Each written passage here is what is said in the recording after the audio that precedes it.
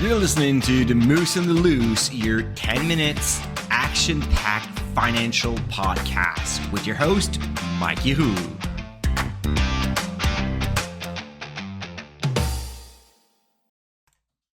Hey, what's up, Market Moose? Mike from The Moose on the Loose. How are you doing for this Retirement Friday? I got this idea from one of my Dividend Stocks Rock member. Like every month I do private webinars. And in January, like it was just an amazing webinar. We got like 105 questions, and one of them I thought was quite interesting because it addressed people that are older and they still want to manage their portfolio. They're still excited about the stock market, reading financial news, looking into financial metrics, trading stocks, and just like, most of us, when we invest for the love of doing this. Like it's a passion, it's a hobby. So yes, you're probably saving on fees. Maybe you're doing even better than your previous advisor. Maybe you're doing better than the market. But one other point here is to remain in control and the fact that you love doing this. And those are like the two reasons why I pick stocks and I manage a dividend growth oriented portfolio, is really because I want to remain 100% in control and I just love doing it. Yes, of course, after that, there's the returns, the performance, and it's great, but mostly because I want to be in control and I love doing that. I found it exciting. I found it interesting, and you can feel the passion. I mean, I would not have a podcast about the Moose on the Loose if I was not passionate about investing. So comes to a time that at one point, yes, it's fun, but you kind of made your money, right? You're in your 70s, you're maybe in your 80s, and then you're thinking, dude, I just went through the past 15 years averaging double-digit returns. Maybe it's time to cash in. Maybe it's time to stop and preserve that capital. And I totally get that. At one point, you may ask yourself, even though you're not 70 years old, maybe you're going to start thinking, I had a good run. Now it's probably the time to change my strategy a little bit and preserve that capital, because I don't want to get hurt by the next big crash. And of course, when you're thinking about that, there are like two ways of seeing it, regardless if you're like older or not. But the fact is, are you afraid of the next big crash because you hate losing money? Because I mean, like, here's a secret. We all hate losing money, like every one of us, right? And even studies showed that it hurts more to lose $1,000 than to make $1,000. So long story short, regardless of your age, it's normal to hate losing money, and I'm not surprised that you hate doing it as well. But as you age, you might be thinking, well, maybe it's time to, like, what can I do to preserve my capital? So the way I see it is you have like two ways of addressing this at this stage of your life, your portfolio.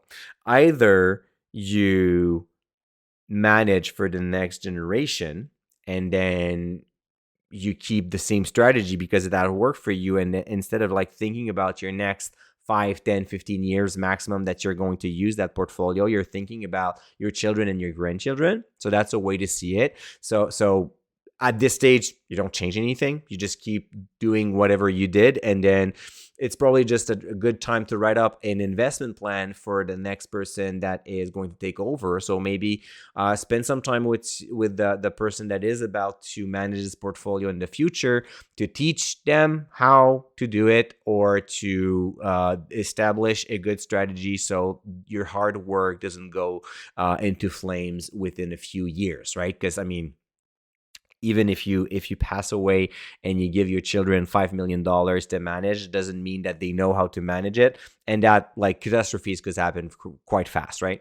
So that's the first one. But let's say, for the sake of this podcast, that you actually want to manage your portfolio and then preserve your capital. So how can you do that? Well, the first thing is, you're about to make changes to your portfolio, and those changes should not be modified again to go back into a full equity mode, for example, in 3 years from now after there's a crash.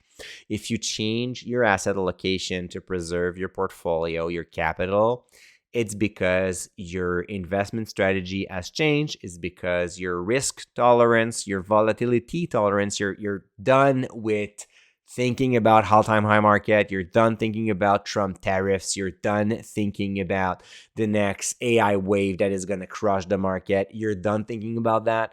And now you want to be just enjoy life, right? Because you know what? It's like life is too short to be worried about your portfolio. So you should take action. But once you do it, don't go back in the next 3 years, because now we are finally getting that crash, and now you think it's a great opportunity. It's like a long-term thing when you have an asset allocation.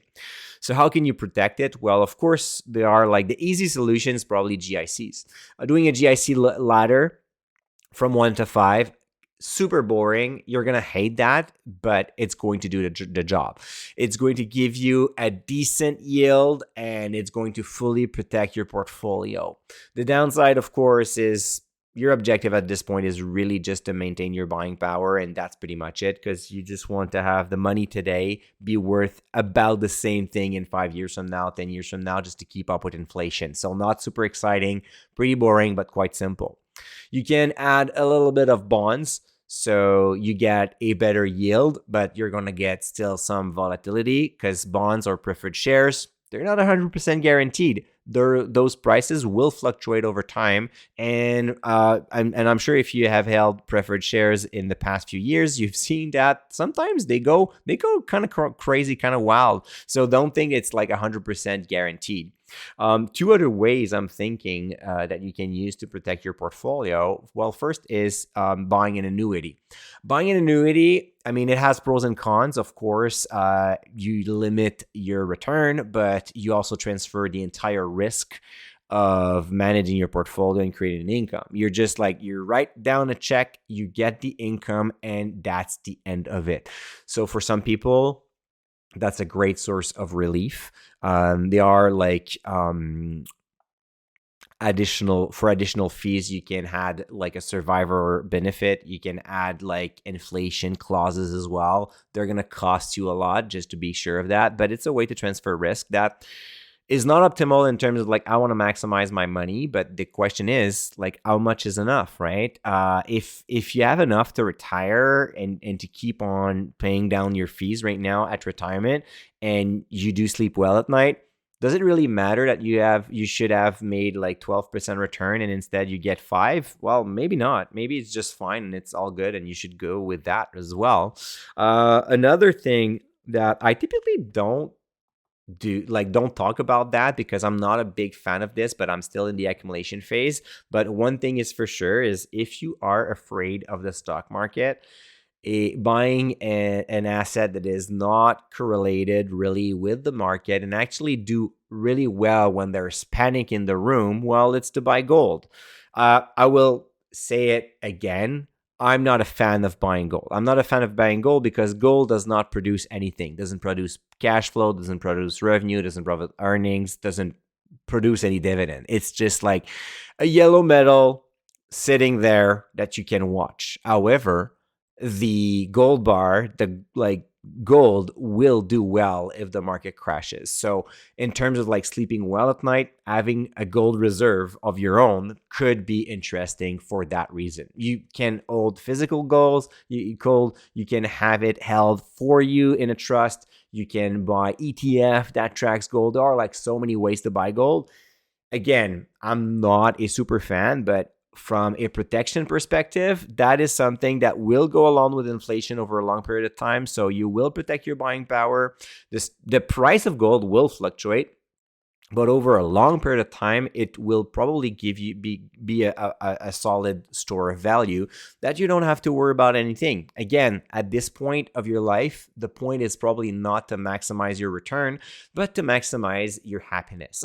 Just like not being stressed is probably worth a lot more than generating more money than you need. And that's true for a lot of things in life, right? Sometimes you should just slow down your work and just think, well, you know what? I might as well spend a little bit more time with my friends, my family, with my wife, my children, and instead of like doing some extra hours just for the sake of like making more money. Well, once you're retired, that mindset is maybe I should change my asset allocation to something a little bit more stable. Yes, definitely boring. And it doesn't like, and I'm going to leave you with that thought. How about you put like 80% of your portfolio in a boring asset allocation, but you still keep like a 20% play money, like just a small portion of your portfolio where you have a mini-me portfolio type of thing. So instead of like, I don't know, like out of $1 million, you keep like $100,000 or $200,000 invested exactly how it was invested across the thing. So maybe like 20, 25, 30 stocks, whatever you like. And then you let the rest super safe. So it's boring, it's protected, but you can still have that fun that you had for so many years managing your portfolio. So that's just a thought. I hope that you have enjoyed it. If you want more retirement content, we do have a free retirement newsletter. We're gathering emails right now, but then it's going to start. So you can register at moosemarkets.com/retirement. So moosemarkets.com/retirement. Going to be put on our retirement list, and we're going to produce more content about that. So, all right, guys, that's enough for today. Enjoy your weekend, and don't forget to stay invested. Hey, welcome to the disclaimer. If you're listening to The Moose on the Loose, you cannot really expect me to give you buy or sell recommendation or financial advice, right? You're here for fun, you're here for information and some entertainment. But I am not your financial advisor, I am not your broker, so therefore I'm not liable if you're losing money after listening to the podcast. If you're looking for some advice, go see a professional. If not, you can enjoy the show and do your due diligence after it.